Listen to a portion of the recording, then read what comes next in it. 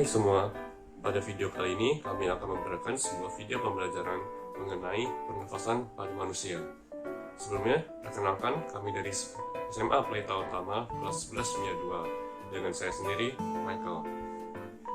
Materi yang akan kami sampaikan yaitu apa itu pernafasan, organ apa saja yang terlibat dalam pernafasan, penyakit apa saja yang berkaitan dengan pernafasan, dan yang terakhir teknologi apa saja yang digunakan untuk menyembuhkan penyakit pada pernafasan.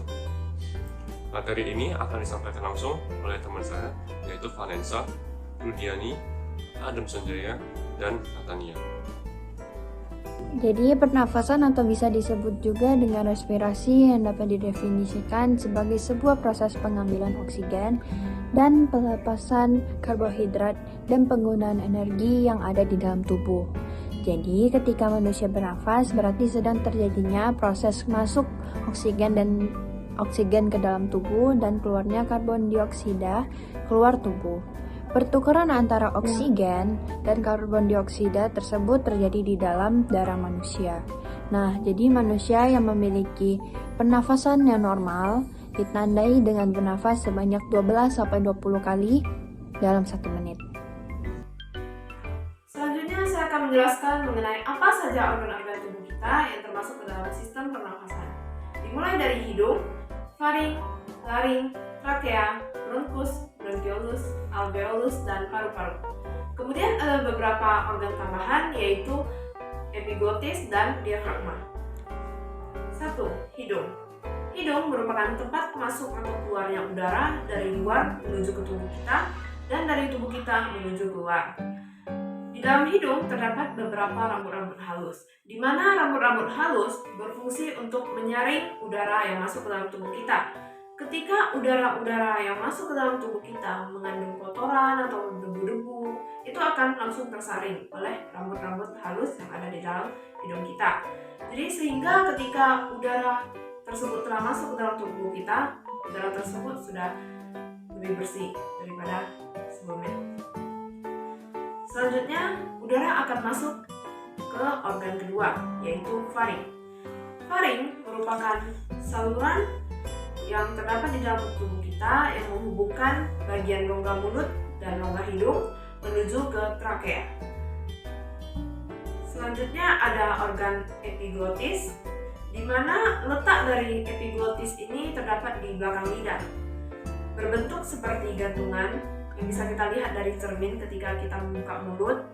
Nah, jadi epiglotis ini berfungsi sebagai katup.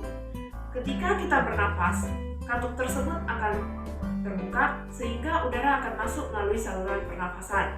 Dan ketika kita makan, katup tersebut akan menutup sehingga makanan dapat masuk ke saluran pencernaan atau kerongkongan dan tidak bertabrakan dengan saluran pernafasan. Ketika kita bernafas dan ketika kita makan dan katupnya terbuka, maka kita akan tersedap. Kemudian epiglotis ini ketika kita sentil kita bisa muntah. Selanjutnya ada organ laring atau kotak suara yang memiliki 2 pita suara. Jadi ketika pita suaranya itu terbuka, itu ketika kita bernafas pita suaranya akan terbuka, dan ketika kita berbicara pita suaranya akan tertutup. Jadi ketika udara masuk ke dalam tubuh kita, dia akan melalui 2 pita suara ini, dan pita suara ini letaknya berhimpitan, jadi akan menimbulkan getaran, sehingga getaran tersebutlah yang memproduksi suara ketika kita berbicara. Selanjutnya ada organ trakea, di mana trakea ini berfungsi sebagai penghubung atau untuk menyalurkan udara dari rongga hidung dan rongga mulut menuju ke bronkus paru-paru. Selanjutnya ada organ bronkus, di mana merupakan penghubung udara dari trakea menuju ke bronkiolus. Bronkiolus ini merupakan cabang dari bronkus.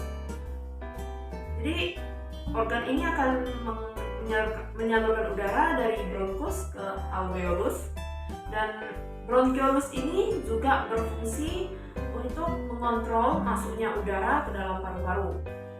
Selanjutnya cabang terakhir ialah alveolus. Alveolus ini merupakan cabang dari bronkiolus, di mana alveolus berfungsi sebagai tempat pertukaran udara.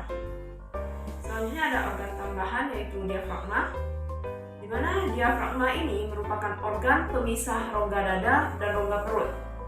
Diafragma ini juga membantu memperluas paru-paru. Jadi saya akan menjelaskan tentang jenis-jenis penyakit yang menyerang sistem pernafasan manusia. Yang pertama ada asma. Asma adalah suatu kelainan peradangan kronik pada saluran pernafasan.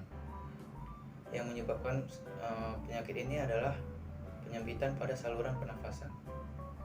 Yang kedua ada afiksia. Afiksia adalah kondisi ketika kadar oksigen dalam tubuh itu berkurang. Penyebab afiksia adalah tersedak atau terkena paparan zat kimia. Yang ketiga ada pneumonia.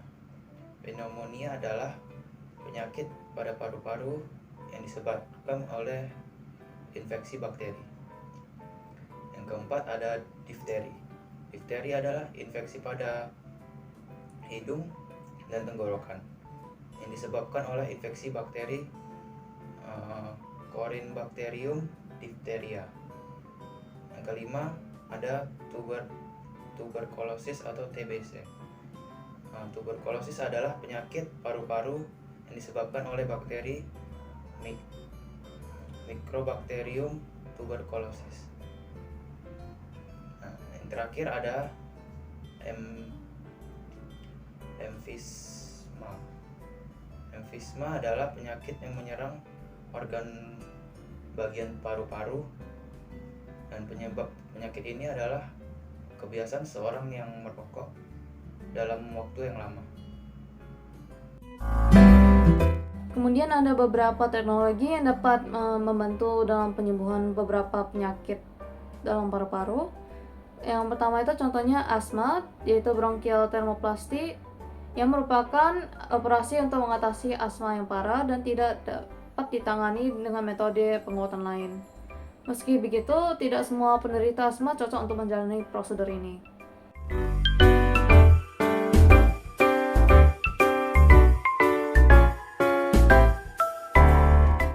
Kemudian ada cara yang lain, yaitu inhaler apabila penyakit asma tidak terlalu parah. Ini digunakan untuk meredakan gejala dengan cepat saat serangan asma sedang berlangsung. Obat ini dapat membuka saluran pernafasan yang menyempit sehingga udara dapat kembali masuk. Kemudian ada untuk penyakit asfiksia. Nah, mereka ada metode menyedot mekonium. Jika asfiksia itu disebabkan oleh sindrom aspirasi mekonium saat mereka lahir, dokter akan menyedot mekonium di sepanjang saluran pernafasan menggunakan suction. Apabila mekonium yang masuk itu cukup banyak, umumnya pemasangan ventilator dan perawatan di ICU juga diperlukan. Kemudian untuk penyakit pneumonia ini mereka tidak memakai teknologi, tetapi untuk bagi yang mengalami gejala yang berat, penderita itu harus dirawat di rumah sakit dan mereka akan diberikan beberapa hal, yaitu akan ada pemberian antibiotik atau obat lain melalui suntikan, pemberian oksigen tambahan, pemberian cairan infus, dan fisioterapi.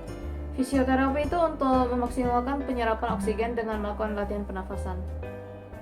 Kemudian untuk penyakit difteri, ini juga tidak ada teknologinya, tetapi dokter akan lebih berfokus untuk membasmi bakteri penyebab difteri dengan memberikan perawatan, yaitu pemberian antibiotik dan antitoksin. Kemudian untuk tuberkulosis, mereka itu memakai teknologi, tetapi teknologi itu untuk komunikasi antara pasien dengan dokternya itu dengan jarak jauh. Nah, dari teknologi ini dokter atau yang perawatnya itu akan memberi peringatan untuk pasiennya untuk mengonsumsi pengobatan tuberkulosisnya itu supaya mereka selalu ingat dan lain-lain. Kemudian yang terakhir itu untuk penyakit emfisema, ini juga tidak ada teknologinya, tetapi mereka akan diberikan berbagai obat untuk membantu meredakan gejala penyakitnya itu.